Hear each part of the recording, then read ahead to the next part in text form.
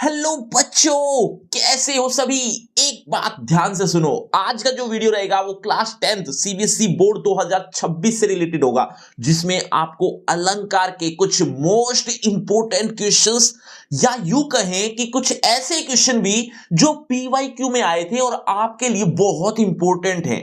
ऐसे क्वेश्चंस मैं आज के वीडियो में आपके लिए लेकर आया हूं, तो अंत तक इस वीडियो को देखिएगा जरूर। तो बिना किसी देरी के करते हैं शुरू। नमस्ते, मेरा नाम आशीष है। देखो बच्चों, आपकी क्लास से रिलेटेड अलंकार जो इंपॉर्टेंट टॉपिक होगा आपके लिए, उसके रिलेटेड इंपॉर्टेंट क्वेश्चन या पीवाईक्यू के जो इंपॉर्टेंट क्वेश्चन है वो मैं आपके सामने लेकर आया हूं, जिसमें पहला प्रश्न आपके सामने रख दिया है। निम्नलिखित काव्य पंक्ति में अलंकार भेद बताना है आपको, और भेद किस काव्य पंक्ति में? सुब्रन को खोजत फिरत कवि व्याभिचारी चोर। ये आया था सीबीएसई 2019 में। बहुत इंपॉर्टेंट क्वेश्चन है, बार बार आता है, रिपीट होता है, इसीलिए ये जानना कि इसमें कौन सा अलंकार है आपके लिए बहुत जरूरी है। लेकिन आप कमेंट बॉक्स में मुझसे पहले बता दो, ताकि मैं भी तो देखूं मेरे जो जितने भी बच्चे पढ़ रहे हैं वो कितने या किस लेवल पर है, कितना उन्हें आता है। एक बार वीडियो को रोककर कमेंट बॉक्स में जवाब जरूर देना, देखते हैं कौन कौन सही होता है। देखो, सुब्रन को खोजत फिरत कवि व्याभिचारी चोर। ध्यान से देखोगे तो यहां पर ये सुब्रन जो शब्द है ना, ये है मेन। और वो क्यों है मेन? क्योंकि इसके अर्थ निकल रहे हैं तीन, और जब तीन अर्थ निकले एक ही शब्द के, तो ऐसी अवस्था में श्लेष अलंकार होता है ना। चलो आगे बढ़ते हैं। वाक्य है, पाहुन जो आए हो गांव में शहर के, मेघ आए बड़े बन ठन के सवर के। 2020 में आया था, लेकिन बहुत आसान है, बहुत ज्यादा ही आसान है। आपने देखते ही समझ भी आ गया होगा और आपने आंसर दे भी दिया होगा कमेंट बॉक्स में। लेकिन इंपॉर्टेंट जरूर है, क्योंकि ये बार बार रिपीट होता है, तो ऐसे क्वेश्चन आपको पता होने चाहिए, इसीलिए ये आपके लिए छांट कर लेकर आया हूं। इसमें मानवीकरण अलंकार है, उत्प्रेक्षा अलंकार हो सकता है क्योंकि यहां पर जो भी आया हुआ है, तो अगर आप उत्प्रेक्षा भी लिख देते हो तो भी गलत नहीं होगा। वैसे ये मानवीकरण का अलंकार का ये प्रमुख उदाहरण है। चलिए अगले प्रश्न की बात करें तो, हनुमान की पूंछ में लग न पाई आग, लंका शीघ्र जल गई कई निशाचर भाग। ये भी बार बार रिपीट होता है, इंपॉर्टेंट है। 2018 में भी आया था, 23 में भी आया था, और 26 में कुछ कह नहीं सकते। तो आंसर आपका आ जाना चाहिए था। वीडियो को रोककर जवाब दे दो अगर मैं जल्दी जल्दी आंसर बता रहा हूं तो, ठीक है। तो हनुमान की पूंछ में लग नहीं पाई आग, अभी हनुमान की पूंछ में आग भी नहीं लगी थी, लंका पहले ही जल गई, और जो राक्षस लोग थे वो सारे भाग गए। तो ये थोड़ा बात को बढ़ा चढ़ाकर बताया गया, इसीलिए ये कौन सा अलंकार कहलाएगा? अतिशयोक्ति। अतिशयोक्ति कैसे लिखते हैं ध्यान से देख लीजिए, ऐसा ही लिखकर आना है। कई बच्चे क्या करेंगे, आधा शय लिख के आ जाएंगे। अब जब आधा शय लिखते हैं ना, तो वहां पर ठीक होते होते भी आपकी मात्रा की गलती के कारण आधे नंबर कट जाते हैं, कई बार तो पूरे कट जाते हैं। तो ऐसा क्यों करना, जब हमें आता है तो हम अच्छे से लिख के आएंगे, है ना। तो ये मात्रा की ध्यान रखना। चलिए आगे बढ़ते हैं। अगला है, उस काल मारे क्रोध के तनु उनका कांपने लगा, मानो हवा के जोर से सोता हुआ सागर जगा। ये आया था 2019 में। थोड़ा सा मुश्किल कह सकते हो, लेकिन एक ट्रिक इसमें ऐसी है जो आप अगर देख लो तो देखते ही पहचान जाओगे। अगर आपने ऑलरेडी वीडियो देखी अलंकार पर जिसकी मैं बात कर रहा हूं, तो वो अगर अलंकार की वीडियो देखें, वहां पर मैंने बहुत सारी ट्रिक बताई हैं, तो जरूर देखना। फ्री क्रैश कोर्स का लिंक दे दिया मैंने डिस्क्रिप्शन बॉक्स में, उसमें आपको ये चीजें मिल जाएंगी, तो ये जरूर देखकर जाना वीडियो। तो फिलहाल क्या आंसर आएगा आप कमेंट में बता ही चुके होंगे, ऐसा मैं अनुमान लगाता हूं।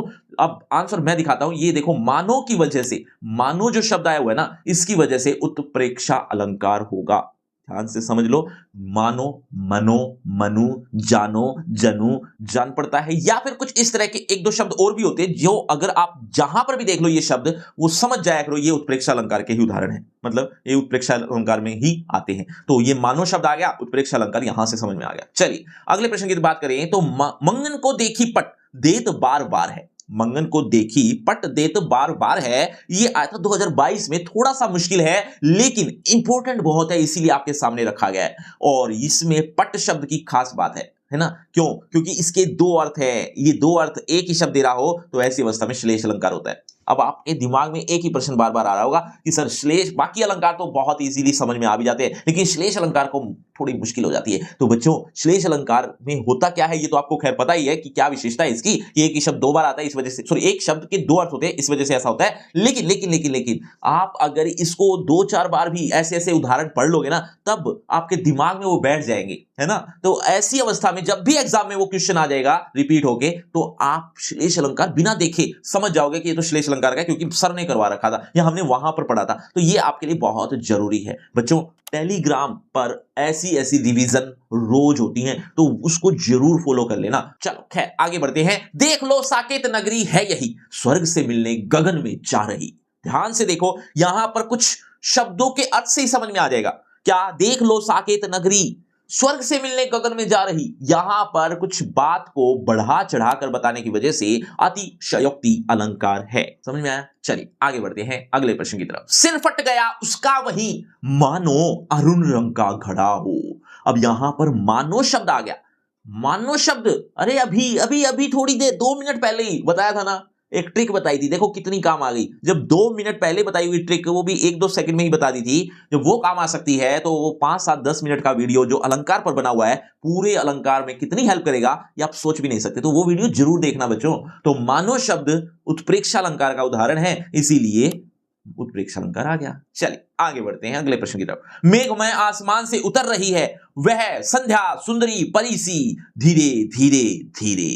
अब यह आया था 2021 में। बहुत रिपीटेड क्वेश्चन है, इसको ध्यान से रख लो दिमाग में। और ये ऐसा क्वेश्चन है जिसके 2-3 अलंकार हो सकते हैं, लेकिन हम तो सिंपल की तरफ बढ़ेंगे, हम क्यों मुश्किल की तरफ बढ़े, है ना। सी आ गया, इससे भी समझ में आ जाएगा आपको। सा से सी, सम, सरीखी, इस तरह के और शब्द भी बताए थे ना। किसके उदाहरण है ये बच्चों? ये उपमा अलंकार के उदाहरण है। और उपमा अलंकार के अलावा यहां पर मानवीकरण अलंकार भी है। खैर हमने सिंपल सी चीजें देखनी थी, वो हमने देख ली। और बच्चों ये जो वन शॉट है ना, ये वन शॉट की बहुत डिमांड हो रही है, और ये वन शॉट मैं 2 हिस्सों में पूरे कर चुका हूं। मतलब आपकी क्लास से रिलेटेड अगर आप पूरा सिलेबस एक वन शॉट में करना चाहते हो, इसके लिए आपको 2 वीडियो देखनी पड़ेगी। 2 वीडियो मैंने ऑलरेडी बना दी है, एक तो लिटरेचर की और एक हिंदी ग्रामर की। ये दोनों वीडियो कि अलग अलग वन शॉट आपको डिस्क्रिप्शन बॉक्स में मिल जाएंगे, फ्री क्रैश कोर्स में भी मिल जाएंगे, और वैसे अलग से भी लिंक दे दिया है। तो डिस्क्रिप्शन बॉक्स में ये दोनों वन शॉट देख सकते हो, जिससे आपका पूरा सिलेबस कवर अप हो जाएगा, है ना। तो वो जरूर देखना। चलिए आगे बढ़ते हैं अगले प्रश्न की तरफ। मधुवन की छाती को देखो सूखी इसकी कितनी कलियां।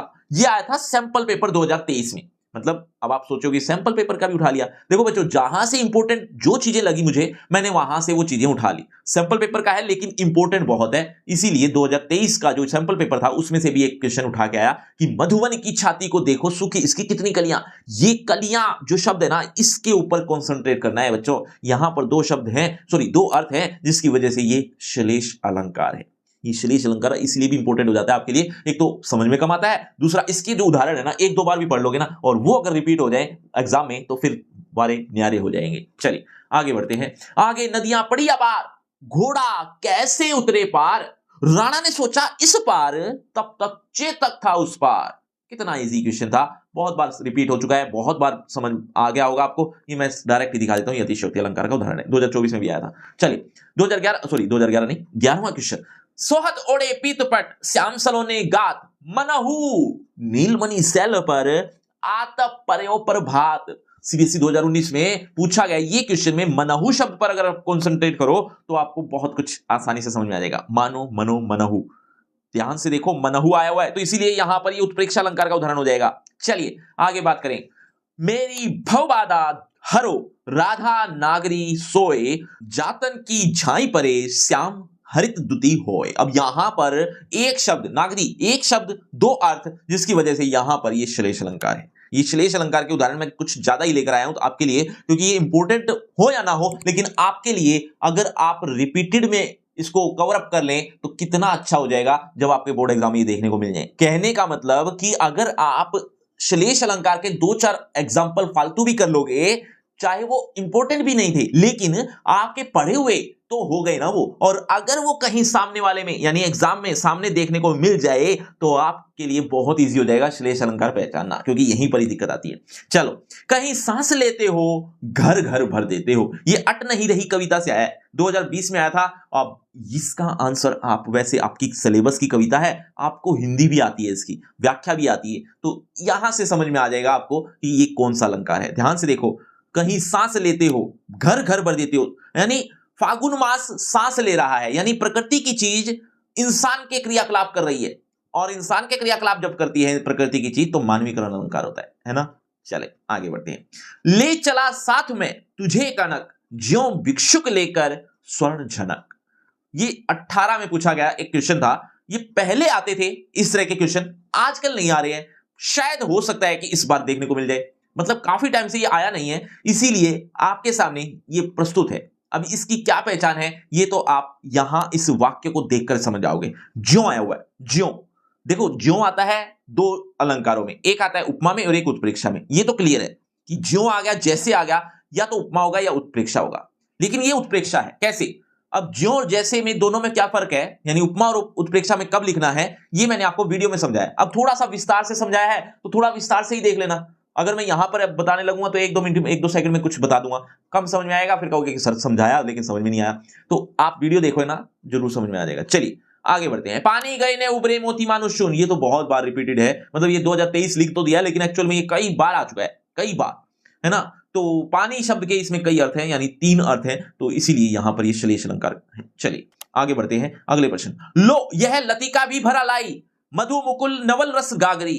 ये सैंपल पेपर का एक इंपॉर्टेंट क्वेश्चन है, और वो इंपॉर्टेंट क्या है, देखो इसमें कुछ ध्यान से पढ़ने वाली चीजें हैं। क्या कि यह लतिका भी भर लाई, लतिका, लतिका, मधु मुकुल नवल रस, मतलब कुछ प्रकृति की चीज इंसान के कार्य कर रही है। लतिका यानी लता, कुछ भर कर ले आई। वो क्या भर लाई है वो आगे लिखा हुआ है, उसकी व्याख्या करूंगा तो टाइम लग जाएगा, पूरी स्टोरी है। लेकिन हाँ, यहां पर एक लाइन से समझ में आ रहा है कि प्रकृति की कोई चीज कुछ भर ले आई है, मानवीकरण अलंकार है। ठीक है, 2024 में आया था ये सैंपल पेपर में। हालांकि 2024 में ये जो बोर्ड का मेन एग्जाम है उसमें नहीं आया था, लेकिन ये 2024 में सैंपल पेपर में आया हुआ है, तो ये इंपॉर्टेंट लगा तो मैंने आपको बता दिया, ये मानवीकरण अलंकार है। चलिए आगे बढ़ते हैं। पद्मावती सब सखियन संग, जनु फुलवारी सबई चली। अभी इसको देखने से तो वैसे बहुत मुश्किल लगेगा। ये क्यों मुश्किल लगेगा?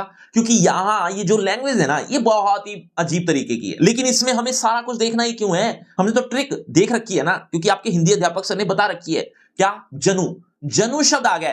अब जनु आ गया तो समझ जाओ क्या, उत्प्रेक्षा अलंकार। चलो देखो बच्चों, अब एक बात ध्यान से सुनो, एक टेलीग्राम को फॉलो कर लेना, एक वन शॉट जो 2 वीडियो में बताए रखी है वो देख लेना। इसके अलावा आप फ्री क्रैश कोर्स, जो आपकी क्लास से रिलेटेड कोर्स है, जो कि बिल्कुल फ्री है, कोई पैसा कोई चार्जेस नहीं है, लिंक डिस्क्रिप्शन बॉक्स में है, जरूर देख लेना। ये तीनों लिंक डिस्क्रिप्शन बॉक्स में सबसे ऊपर मिल जाएंगे, जरूर इसको मेंशन कर लेना। और बच्चों, आपके टोटल मार्क्स कितने आए आज के वीडियो में, मतलब 17 क्वेश्चन में कितने ठीक हुए, एक बार जरूर कमेंट बॉक्स में बताना, देखते कितने बच्चे सही होते हैं।